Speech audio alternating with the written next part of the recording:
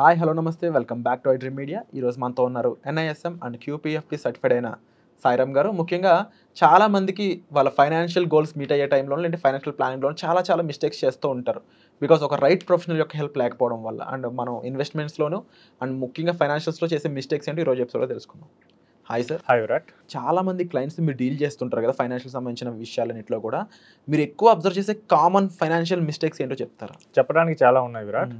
So నా దగ్గరికి మెయిన్గా IT ఎంప్లాయీస్, ఫార్మా ఎంప్లాయీస్, NRIలు అండ్ 45 to 50లో ఉన్న పర్సన్స్ వస్తూ ఉంటారు. సో వీళ్ళలో ఒక్కో కేటగిరీ ఆఫ్ పర్సన్స్ ఒక్కో టైప్ మిస్టేక్స్ చేస్తూ ఉంటారు. ఐటీలో కూడా 25 to 35 ఏజ్ మధ్యలో ఉన్న వాళ్ళు నా దగ్గరికి ఎక్కువ వస్తుంటారు. సో వీళ్ళు ఏం చేస్తారంటే ఫస్ట్ వీళ్ళ ప్రొఫైల్ నేను అనలైజ్ చేసి ఫినాన్షియల్ ప్లానింగ్ చేసేటప్పుడు హెల్త్ ఇన్సూరెన్స్ తక్కువ ఉంటుంది. ఏదో కార్పొరేట్ ఇన్సూరెన్స్ మీద డిపెండ్ అవ్వటం కానీ లేదా అసలు లేకపోవడం కానీ జరుగుతుంది.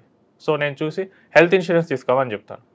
సో నా ఏజ్ 25 లేదా 30, అప్పుడే హెల్త్ ఇన్సూరెన్స్ ఎందుకు, అయినా హెల్త్ ఇన్సూరెన్స్ 40స్లో ఉన్నప్పుడు తీసుకోవచ్చు అని చెప్తారు. లేదు నెక్స్ట్ 40స్లో ఉన్నప్పుడు ఇన్సూరెన్స్ తీసుకుందాం అని చెప్తారు. ఫస్ట్ ఇన్వెస్ట్మెంట్స్ మీద అడ్వైస్ ఇవ్వండి అని చెప్తారు. ఈ ఇన్వెస్ట్మెంట్స్ అప్పుడు కూడా నేను చాలా రిస్క్ తీసుకుంటాను, నాకు కొంచెం అగ్రెసివ్ ఫండ్స్ ఇవ్వండి అని చెప్తారు. ఇంకా కొంచెం ముందుకెళ్ళేసరికి ఇంకొంచెం ఎక్కువ వెంటనే అమౌంట్ కావాలి, నేను ఈ రోజు 1,00,000 పెట్టేస్తే నాకు రేపే 2,00,000 రావాలి, ఆ మైండ్ సెట్తో ఉంటారు. సో క్విక్ మనీకి ఈజీగా ట్రాప్ అవుతూ ఉంటారు. సో నా దగ్గరకు వచ్చేటప్పుడు చాలామంది ఫ్యూచర్స్ అండ్ ఆప్షన్స్లో ఇన్వెస్ట్ చేసి వస్తారు. సో అక్కడ మనకి ఇండోర్ నుంచి మెయిన్గా కాల్స్ వస్తాయి, మీ పోర్ట్ఫోలియో మేము హ్యాండిల్ చేస్తాం, టిప్స్ ఇస్తామని చెప్పేసి. సో అవన్నీ ట్రై చేసి వస్తారు. సో ఎక్కడో చోట న్యూస్ విని ఆ స్టాక్స్ ఈ స్టాక్స్ ఆ ఫండ్స్ అని చెప్పి ఇన్వెస్ట్ చేసి వస్తారు. ఒక స్ట్రాటజీ లేకుండా ఇన్వెస్ట్ చేస్తారు. నెక్స్ట్ హై రిస్క్ టేకింగ్ తీసుకుంటారు. నెక్స్ట్ రిస్క్ ప్రొటెక్షన్ అయిన ఇన్సూరెన్సెస్ని సరిగ్గా తీసుకోరు. ఇందులో ఉన్న ఒక గుడ్ హ్యాబిట్ ఏంటంటే టర్మ్ ఇన్సూరెన్స్ అయితే తీసుకుంటారు, బట్ హెల్త్ ఇన్సూరెన్స్ అయితే నెగ్లెక్ట్ చేస్తారు. సో హెల్త్ ఇన్సూరెన్స్ అనేది టర్మ్ ఇన్సూరెన్స్ కన్నా చాలా ఇంపార్టెంట్ అని మీరు చెప్తున్నారు. అంతే కదా విరాట్. సో మనకి లైఫ్ రిస్క్ అనేది తక్కువ ప్రాబబిలిటీలో జరుగుతుంది. అంటే ఆఫ్టర్ ఎక్స్పైరీ డబ్బులు రావడం కన్నా కూడా ముందు మనం జాగ్రత్తగా ఉండడం, మన హెల్త్ని కాపాడుకోవడం చాలా ఇంపార్టెంట్ అనేది మీరు చెప్తున్నమాట. అవును విరాట్, ఎందుకంటే మనం చూస్తూనే ఉంటాం, మనం జనరల్గా చూసుకుంటే హాస్పిటలైజేషన్ అనేది ఎవ్రీ ఫ్యామిలీలో కామన్గా ఉంటుంది. సో మనకి ఎక్కువ ఫ్రీక్వెంట్గా జరుగుతుంది కాబట్టి ఆ రిస్క్ని మనం ఎక్కువగా కవర్ చేసుకోవాలి. నెక్స్ట్ వచ్చేసరికి వీళ్ళలో చాలామంది అడ్వైస్ ఇస్తుంటే ఇప్పుడే ఎందుకు, నా శాలరీ తక్కువ ఉంది, తర్వాత చేద్దాం, ఇప్పుడే కదా నేను జాబ్లో జాయిన్ అయింది అంటారు. లేదు నేను డైరెక్ట్గా స్టాక్స్లో నేను ఇన్వెస్ట్ చేస్తాను, మ్యూచువల్ ఫండ్స్ అయితే కరెక్ట్ కాదు నాకు అని చెప్పుకుంటారు. సో వీళ్ళలో ఇంకొంతమంది ఏం చేస్తారంటే వీళ్ళు మూవీకి కానీ రెస్టారెంట్లోకి వెళ్ళి తినడానికి కానీ 2,000 రూపీస్ పర్ మంత్ ఈజీగా ఖర్చు పెడతారు. బట్ 1,000 రూపీస్తో స్టార్ట్ చేయండి అంటే ఆహా ఇప్పుడు కాదు తర్వాత అంటారు. టు బి ఫ్రాంక్లీ నేను ఒక పోర్ట్ఫోలియో చూశాను విరాట్. సో 30,000 రూపీస్ ఇన్వెస్ట్ చేశారు 2004లో. ఇప్పుడు అది 32 lakhs ఉంది విత్ SIP. జస్ట్ ఒక 30,000 రూపీస్ ఆ రోజు బ్యాంక్లో వాళ్ళు చెప్పారని చెప్పి ఇన్వెస్ట్ చేశారంట. సో ఆ స్టేట్మెంట్ పట్టుకొచ్చినప్పుడు నేను చూస్తే ఇప్పుడు మైండ్ బ్లోయింగ్గా 32 lakhs ఉంది. సో ఎర్లీగా స్టార్ట్ చేస్తే టైం మనకు ఉంటుంది కాబట్టి మనం ఫ్యూచర్లో మంచి రిటర్న్స్ చూడొచ్చు. ఏ రకమైన ఇన్వెస్ట్మెంట్ అయినా సరే త్వరగా ఎర్లీ ఏజ్లో స్టార్ట్ చేయడం మంచిదంట. అంతే కదా, కాంపౌండ్ అవుతూ ఉండటం వల్ల మనకి ఏజ్ పెరిగే కొద్దీ మనం ఈవెన్ వరస్ట్ కేసులో FD పెట్టినా కానీ అవి పెరుగుతూ ఉంటాయి. So next NRIs. సో వీళ్ళ దగ్గర డబ్బు చాలా ఎక్కువ ఉంటుంది. సో మేము ఫారిన్ కంట్రీ వెళ్ళి US కానీ UK కానీ దుబాయ్ కానీ ఇక్కడ వెళ్ళి ఎర్న్ చేస్తారు బాగానే. సో ఇన్వెస్ట్మెంట్లో వీళ్ళు చాలా కామన్గా చేసే మిస్టేక్స్ 2 చెప్తాను. సో ఫస్ట్ వచ్చేసరికి వాళ్ళకి సంబంధం లేని డొమైన్లో ఇన్వెస్ట్ చేస్తారు. వాళ్ళకి ఆ బిజినెస్లో నాలెడ్జ్ ఉండదు. సో మనకి వీడియోస్ చూస్తూనే ఒక పర్సన్ కాల్ చేశాడు. సో US నుంచి ఆ పర్సన్ వచ్చాడు డల్లాస్లో. సో నేను ఫైనాన్షియల్ ప్లానింగ్ కోసం మొత్తం ఇన్పుట్స్ అన్నీ తీసుకుంటున్నా. ఆ టైంలో నేను లాస్ట్ 2 yearsలో 1 crore లాస్ అయ్యా అని చెప్పాడు. అదేంటి సార్ ఎలా అని చెప్పి నేను అడిగాను. సో మా ఫ్రెండ్స్తో నేను కలిపి ఒక బిజినెస్ స్టార్ట్ చేశాను సార్ అన్న. సో ఏం బిజినెస్ అంటే డైరీ ఫామ్ అన్నారు. సో వాళ్ళది కొంచెం పల్లెటూరు సైడ్. సో మిల్క్కి డిమాండ్ ఉంటుంది, మొత్తం మనకి ప్రాఫిట్ వస్తుందని చెప్పేసి మెయింటెనెన్స్ చూసుకోవడానికి ఇండియాలో ఒక ఫ్రెండ్ ఉన్నాడు. సో ఆ ఫ్రెండ్ని నమ్మేసి ఈయన మళ్ళీ ఇంకొక NRIని కలిసి వాళ్ళ ముగ్గురు కలిపి స్టార్ట్ చేశారు. సో ఇన్వెస్ట్మెంట్ ఏమో ఇద్దరు NRIలు చేస్తారు, ఇండియాలో మెయింటెనెన్స్ ఏమో వాళ్ళ ఫ్రెండ్ చేస్తారు. సో ఇక్కడ ఏం జరిగిందంటే మొత్తం అంతా రెడీ చేసుకున్నారు. సో ల్యాండ్ సెటప్ మొత్తం రెడీ చేసుకున్నారు. సో డైరీ ఫామ్ కాబట్టి క్యాటిల్ కోసం వాళ్ళు నార్త్ ఇండియా వెళ్ళారు. అక్కడికి వెళ్ళిన తర్వాత వీళ్ళకి ఎక్స్పీరియన్స్ లేకపోవటం వల్ల సరిగ్గా మనకి మంచి క్యాటిల్ని వాళ్ళు సెలెక్ట్ చేసుకోలేదు. అంటే ట్రాన్స్పోర్టేషన్ చేసేటప్పుడు వాళ్ళు చూపించింది ఒకటి, నెక్స్ట్ పంపిందేమో వేరేది పంపించారు. సో అక్కడ ఒక లాస్. నెక్స్ట్ వచ్చేసరికి లేబర్ కావాలి. ఆ లేబర్ వచ్చేసరికి బీహార్ వాళ్ళని పట్టుకొచ్చారు. వాళ్ళేమో 2-3 months ఉన్నారు, తర్వాత అడ్వాన్స్ తీసుకొని పండక్కి వెళ్తామని చెప్పారు. వాళ్ళు వెళ్ళారు, వచ్చేవాళ్ళు కాదు. సో అట్లా చేసి ఇట్లా చేసి ప్రతిసారి వాళ్ళకి ఏదో ఒక అబ్స్టాకిల్ వచ్చేది. సో అలా 2 years గడిచిన తర్వాత ఒకసారి అకౌంట్స్ చూసుకున్నారు. చూస్తే ఒక్కొక్క పార్ట్నర్కి 1 crore లాస్ అయింది. ఓకే. సో స్టార్టింగే హెవీ ఇన్వెస్ట్మెంట్తో వెళ్ళారు. అండ్ ఏంటంటే ఒక ఎక్స్పీరియన్స్ ఉన్న పార్ట్నర్ని వాళ్ళు సెలెక్ట్ చేసుకోలేదు. సో అందరికీ కొత్త ఆ బిజినెస్. సో నేను ఇలా చాలామందిని చూశాను, వాళ్ళకి సంబంధం లేని వాటిలో ఇన్వెస్ట్ చేసి చేతులు కాల్చుకున్న వాళ్ళు. సో ఇది ఒక మిస్టేక్ చేస్తూ ఉంటారు. నెక్స్ట్ వచ్చేసరికి మోస్ట్లీ ఎన్ఆర్ఐస్ ఇంకొకరు ఏం చేస్తారంటే అకౌంట్లో క్యాష్ ఉంటుంది, నెక్స్ట్ వాళ్ళ పేరెంట్స్ కానీ ఫ్రెండ్స్ కానీ ఈ స్థలం చీప్గా వస్తుంది కొనే అని చెప్తారు, కొనేస్తూ ఉంటారు. బట్ ఒక పర్పస్ ఏంటో తెలియదు. నెక్స్ట్ వాళ్ళ పేరెంట్స్ బాగున్నంత వరకు, వాళ్ళకి ఓపుకున్నంత వరకు ఈ ల్యాండ్స్ అన్నిటినీ చూసుకుంటారు. బట్ ఏజ్ అయిపోతున్నప్పుడు ఆ ల్యాండ్స్ ఎలా చూసుకోవాలి? సో ఆ డౌట్ ఎన్ఆర్ఐస్కి వస్తుంది.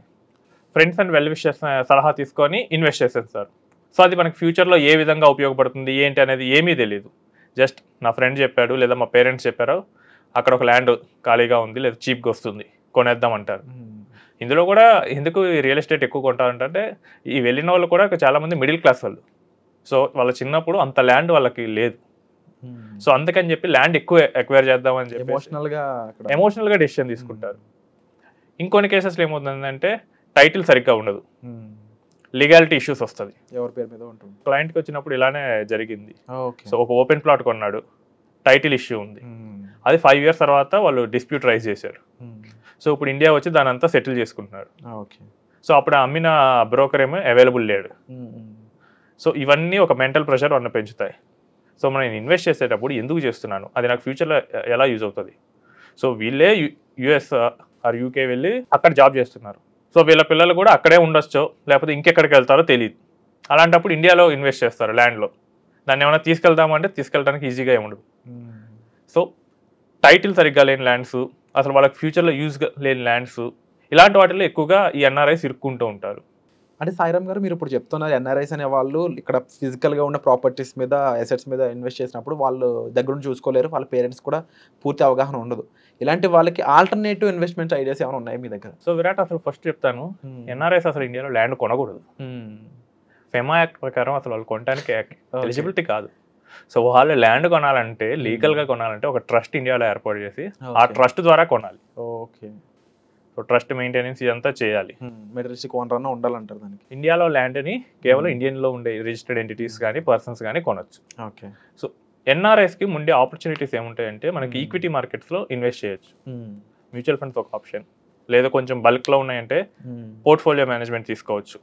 ఒక 50 lakhs అట్లీస్ట్ ఉంటే కనుక పోర్ట్ఫోలియో తీసుకోవచ్చు.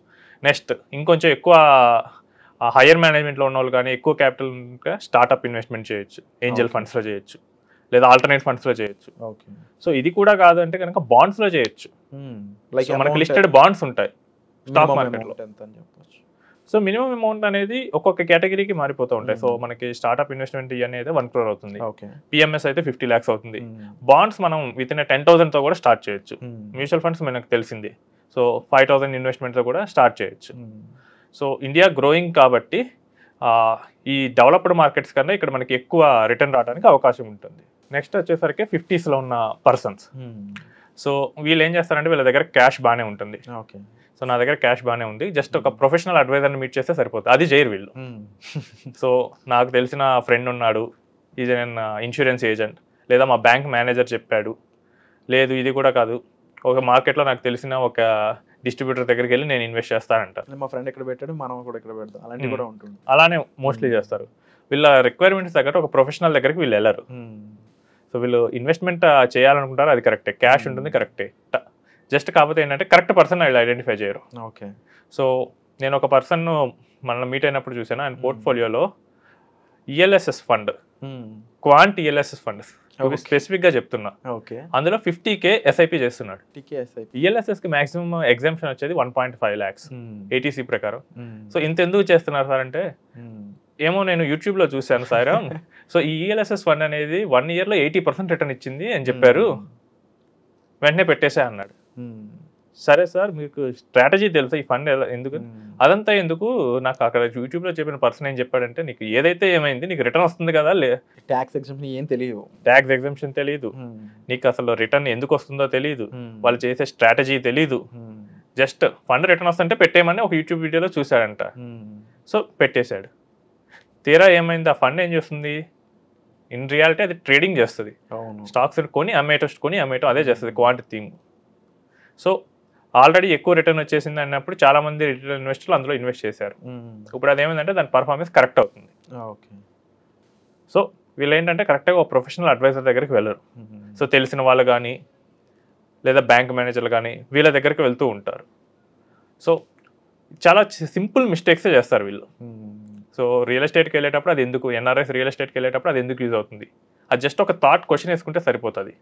నెక్స్ట్ యూత్ ఐటీ ఎంప్లాయీస్ నా దగ్గరికి వచ్చే వాళ్ళు అసలు మనకి బేసిక్ ప్రిన్సిపల్స్ ఏంటి, ఇన్సూరెన్స్, ఎర్లీ ఇన్వెస్ట్మెంట్స్, ఇదే మిస్ అవుతారు.